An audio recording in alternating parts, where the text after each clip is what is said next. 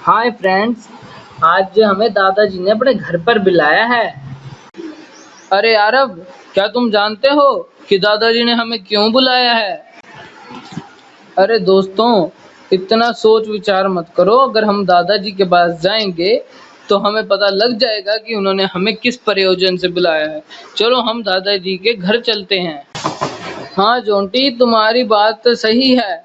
चलो दोस्तों, हम चलते हैं। दादाजी, दादाजी। अरे यारब, दरवाजा खुला है, तुम अंदर आ जाओ। अरे यारब, दरवाजा खुला है, तुम अंदर आ जाओ। अरे दादाजी, आपने हमें आज क्यों बुलाया है? आपका हमें बुलाने का प्रयोजन? अरे मैं आज तुम्हें एक कहानी सुनाना चाहता हूँ आरव। पर दादाजी, कौन सी कहानी सुनाना चाहते हैं आप?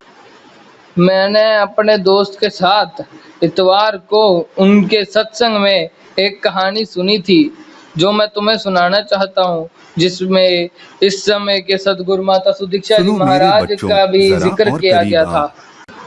इस बूढ़े की एक छोटी सी पर सच्ची बात गांठ बांध लो। गांव में हरीश नाम का एक बड़ा घमंडी अमीर रहता था, जो जात पात और ऊंच नीच के नशे में चूर था। एक दिन गांव में निरंकारी मिशन के संत आए और बोले, ईश्वर निरंकार है, उसका कोई रूप नहीं, इसलिए वह हर इंसान के अंदर बसता है। हर मानव से प्यार ही उसकी सच्ची बंदगी है। हरीश यह सुनकर हंस पड़ा और अपनी राह चल दिया।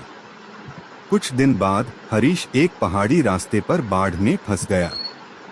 पैर टूट गया और वह मौत के मुंह में समाने ही वाला था। तभी रामू नाम का एक गरीब मजदूर, जिसकी परछाई से भी हरीश नफरत करता था, वहां आया।